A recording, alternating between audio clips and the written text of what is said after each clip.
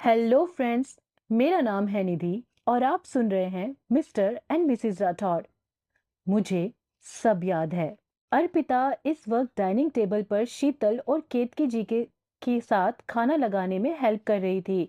वहीं घर के बाकी सभी इस वक्त डाइनिंग टेबल पर बैठे हुए थे।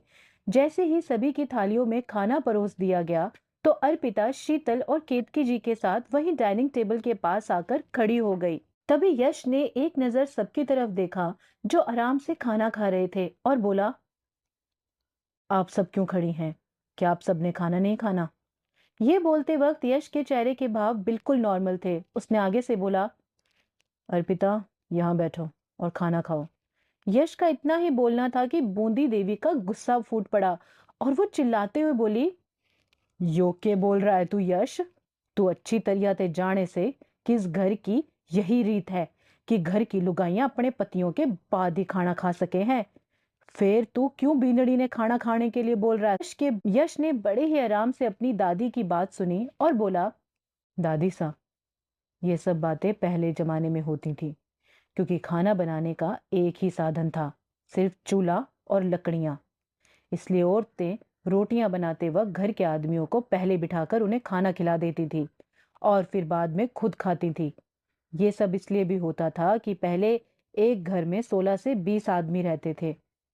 सबका खाना बनाना और उन्हें परोसना ये सब औरतें करती थी, इसलिए वो बाद में खाना खाती थी। लेकिन अब ऐसा नहीं है। जब ये पूरे टाइम गर्मी में खड़े होकर किचन में खाना बनाती हैं, वो किसके लिए? हम सबके लिए ना। तो इनको क्यों खाना खाने के लिए हमारा खाना पहले खाने का इंतजार करना जरूरी है? यश की बात सुन अर्पिता मन ही मन बेहद खुश हो रही थी। वहीं शीतल जी की आंखों में आंसू आ गए। यश की बात का समर्थन करते हुए जय और जगदीश जी ने भी बूंदी देवी से कहा, हाँ अम्मा, यश सही बोल रहा है। यह सब प्रचलन पहले के समय में था। बूंदी देवी गुस्से से अपनी जगह से उठकर खड़ी हुई और बोली, तुम सारे का दिमाग खराब हो रहा कैसे लागे? अरे चार पोथियां के पढ़ ली, अपने आपने के समझ रहे हो? इतना बोल बूंदी देवी ने अर्पिता की तरफ बेहद ही गुस्से भरी नजरों से देखा और अपने कमरे में चली गई। अब बूंदी देवी इसके लिए भी अर्पिता को ही जिम्मेदार मान रही थी, लेकिन यश के सामने वो उसे कुछ बोल नहीं सकती थी। बूंदी देवी के यूं खाने की टेबल से उठ जाने से किसी को भी अच्छा नहीं लगा। वहीं यश के चेहरे के भाव अब भी नॉर्मल थे। उसने अपना खाना खाना जारी रखा।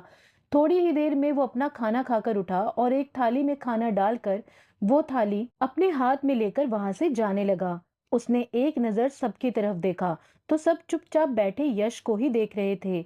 उसने जगदीश जी की तरफ देखा और कहा, दादी सास से मैं बात करता हूँ, आप सब खाना खाइए। इतना बोल वो थाली पकड़ बूंदी देवी के कमरे में चला गया। वहीं अर्पिता भी यश के साथ जाना चाहती थी, लेकिन जिस तरह से बूंदी देवी ने उसकी तरफ देखा था, वो जान गई थी कि इस वक्त उनके सामने उसका जाना ठीक नहीं रहेगा। वहीं शीतल और केतकी जी चुपचाप आकर चेयर पर बैठ गईं। लेकिन जब घर की बुजुर्ग भूखी हो तो वो सब भला कैसे खाना खा सकते थे? यश बूंदी देवी के कमरे में गया तो उसके सामने बूंदी देवी अपना मुंह फुलाए गुस्से में अपने बेड पर बैठी हुई अपनी माला जप रही थी।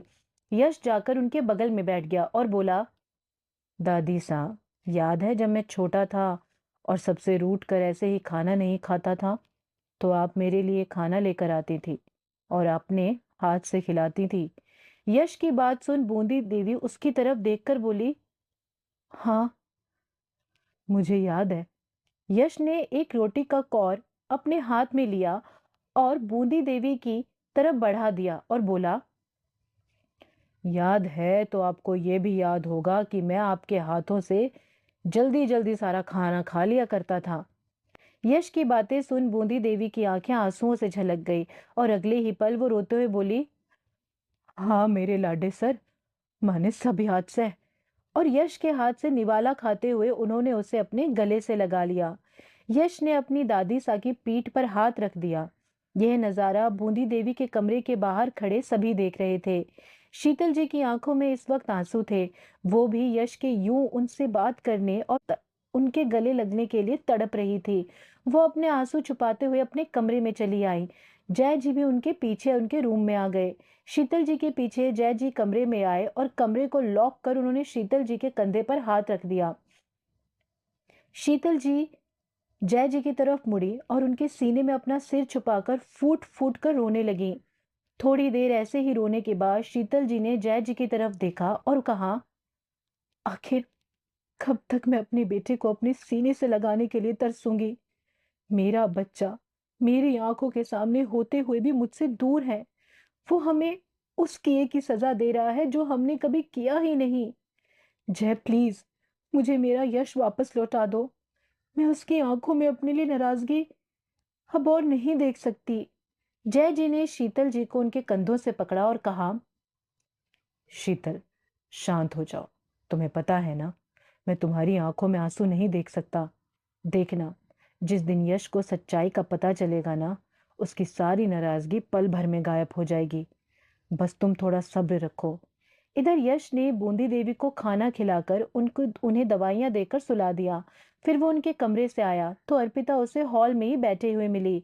उसने अर्पिता की तरफ देखकर बोला, खाना खाया तुमने?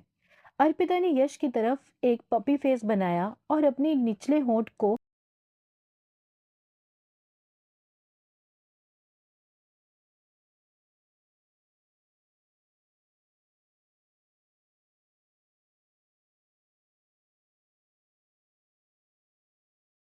और क्या छुपा रही हैं जय और शीतल जी यश से, जानेंगे नेक्स्ट पार्ट में। Thank you.